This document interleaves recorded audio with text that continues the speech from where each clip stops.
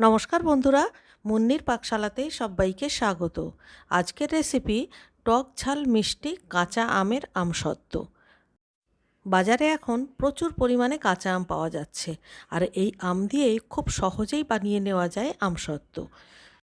কাঁচা আমের আমসত্ত্ব দেখতে যতটা সুন্দর হয়, খেতেও কিন্তু অসাধারণ লাগে। আসুন তাহলে ভিডিওটা দেখে নেওয়া যাক।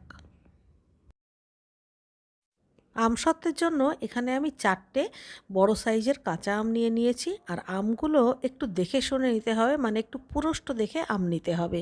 আমগুলোকে ভালো করে ধুয়ে নিয়েছি। এবারে আমগুলো একে একে খোসা ছাড়িয়ে নেব। এরপর আমগুলোকে যতটা সম্ভব ছোট ছোট টুকরো করে কেটে নিতে হবে।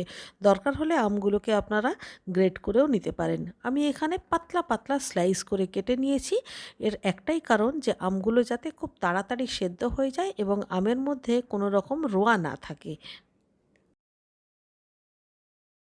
এবারে একটা কড়াই বসিয়ে দিলাম, আর তার মধ্যে স্লাইস করে কেটে রাখা আমগুলোকে দিয়ে দিলাম। এবারে এগুলোকে সেদ্ধ করবার জন্য মোটামুটি 1 কাপ মতো জল দিয়ে দিতে হবে। আর গ্যাসের ফ্লেম মিডিয়ামে রেখে ঢাকা দিয়ে আমগুলোকে একদম ভালোভাবে সেদ্ধ করে নিতে হবে, যাতে করে আমগুলো একদম গলে যায়।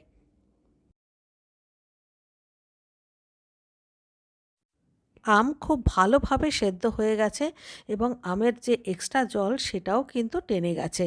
এবারে একটা স্প্যাচুলার সাহায্যে খুব ভালো করে ঘেঁটে দিতে হবে, যাতে করে কোনো রকম বড় আমের টুকরো এর মধ্যে না থাকে। এবারে গ্যাস বন্ধ করে দিতে হবে, আর স্প্যাচুলার সাহায্যে আরও কিছুক্ষণ এইভাবে নেড়ে নেড়ে আমের পাল্পটাকে একদম পেস্টের মতো বানিয়ে নিতে হবে। এবারে এটাকে আমরা ছেঁকে নেব। তার জন্য একটা বড় বাটির মধ্যে একটা তারের ছাঁকনি দিয়ে দিলাম।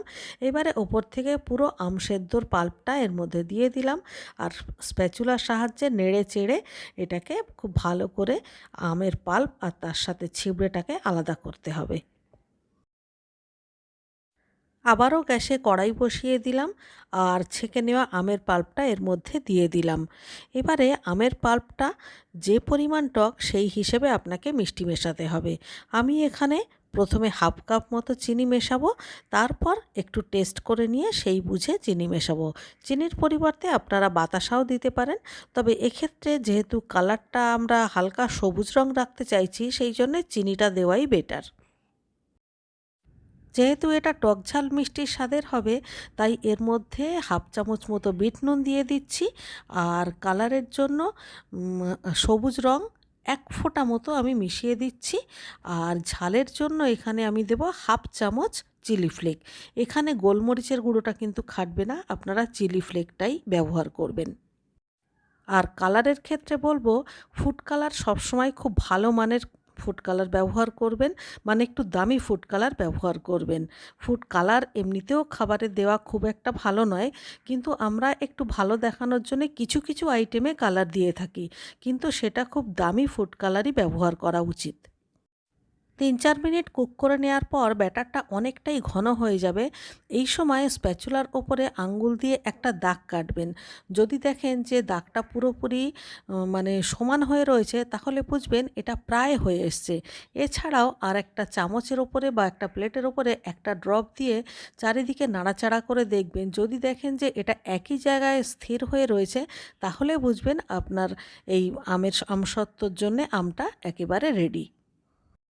এটা ছাড়াও আরও একটা সাইন আছে। এই যে আমটা ফুটছে না, ফুটটা দেখুন বেশ মোটা মোটা ফুট দেবে যখন মাঝখানে, এবং ফোটানোর সাথে সাথে এক একটা করে বাবেল মতো হবে, তখন বুঝবেন এই ব্যাটারটা আপনার একদম রেডি হয়ে গেছে।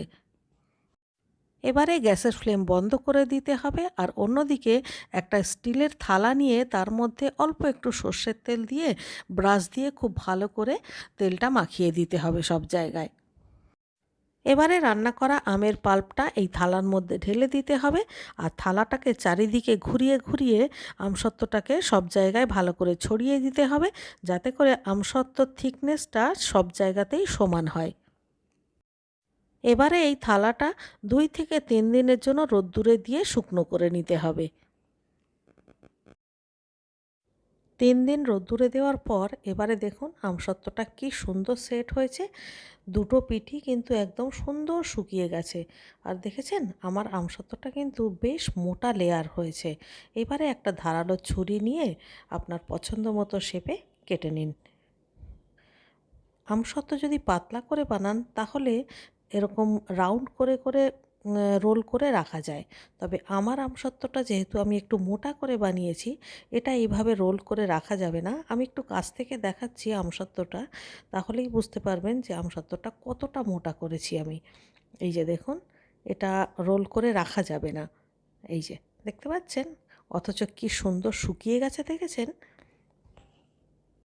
আপনারা যদি পাতলা করে বানান তাহলে কিন্তু এইভাবে রোল করে রাখা যাবে।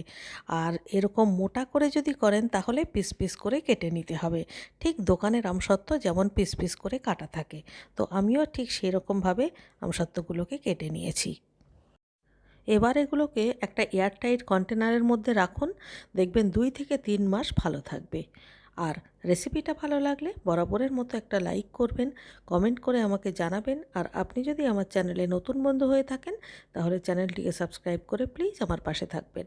তাহলে আজকের মতো এই পর্যন্ত। দেখা হচ্ছে পরবর্তী ভিডিওতে। ততক্ষণের জন্য টাটা।